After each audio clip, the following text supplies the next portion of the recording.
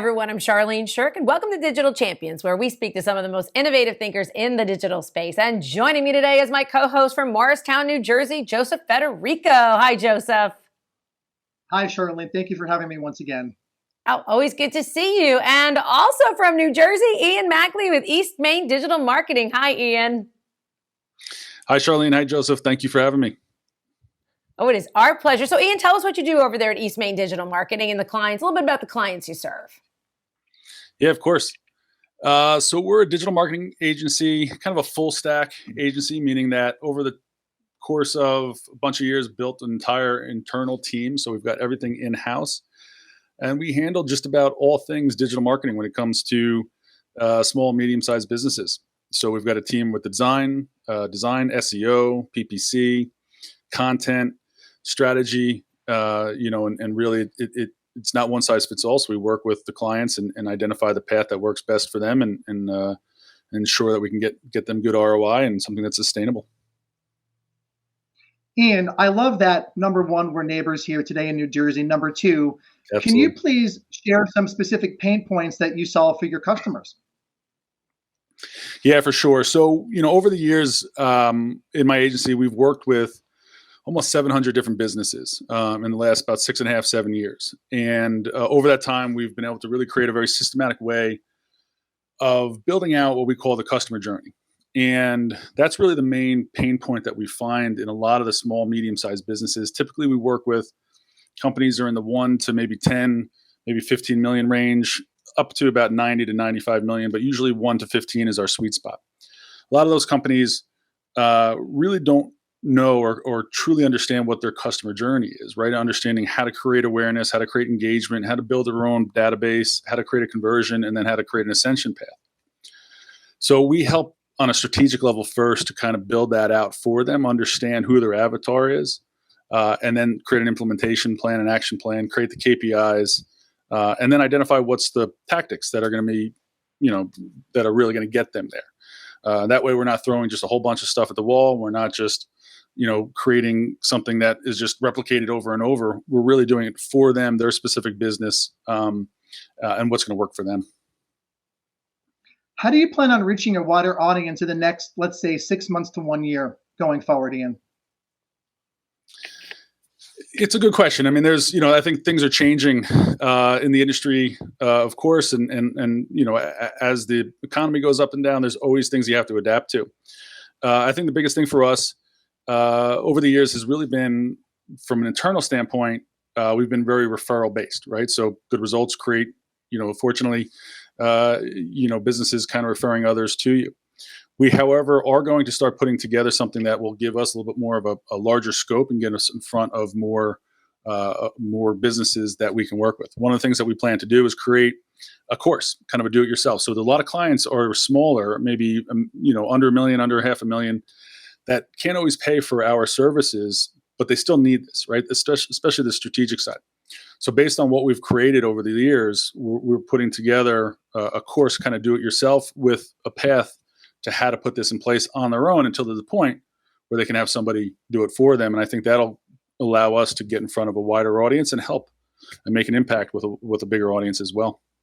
That's a great way to nurture a lead. What a great example to set for the client by creating this, because you could create that for the client as well. So, I want to ask you, when you're building out this process, it really sounds like, right? Here's the process you need so that we can measure the results, track the results, get the conversion, and then here's where we think we need to put where your audience is and how we need to communicate to them. When you have companies, and you said you had so many, goods versus services, how do you differentiate the message and the process that you use, or is there no difference, and why? No, there's definitely a big difference. So I'm assuming you mean like B2B versus B2C. So yeah, I mean, there's definitely a big difference, and that's why we use a very systematic approach, but it's not one size fits all, right? So when it comes to B2B, we want to focus on being able to utilize where a business owner is going to be. So that, in that case, a lot of times it's LinkedIn, maybe more so than Instagram or Facebook. But we create an omni-channel, omnipresence approach. So even if it's B2B, that's still an owner, right? There's still a person there. That person might not be, or when they're not working, they're going to be on social platforms. They're going to be searching things, or they're going to be opening their email. So we need to be able to understand where can we create awareness, but then how do we create the nurturing process, and how do we create that omnipresence way of staying in front of them until they're ready to make a decision or kind of raise their hand, or whatever it might be. So regardless of if it's B2B or B2C, we still have to create the same journey: the awareness, the engagement, subscription, conversion, and ascension. It's just usually going to be different platforms, or a little bit of a different message, but ultimately the journey, the platform of the journey, or the basis of the journey should be basic, is essentially the same.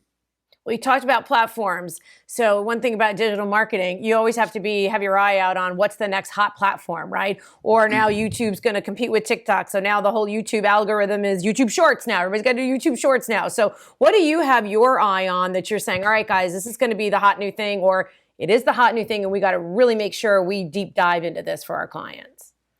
Sure. So like you said, TikTok, I mean, that's where we've put about 50 clients on TikTok over the last 4 to 6 months, and it's phenomenal. What we're doing, however, is still not getting away from the traditional platforms: Google, Facebook, Instagram, YouTube.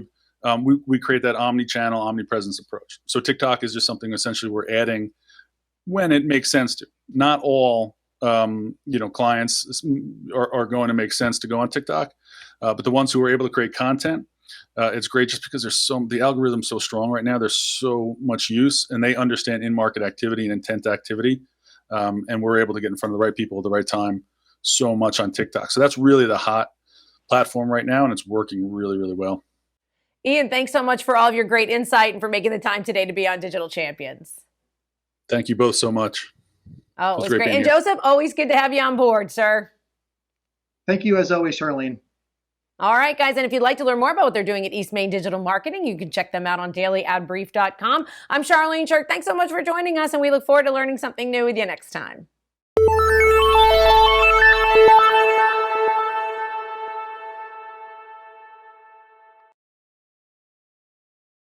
Simplify presents Addressable CTV, combining the power of TV with the targeting and attribution of digital. Simplify's Addressable CTV delivers massive reach with the ability to scale without sacrificing precision. TV buyers can generate incremental reach with household-level targeting, frequency controls, reporting, and insights. To learn more about Simplify's Addressable CTV and what it can do for your clients, visit simply.fi.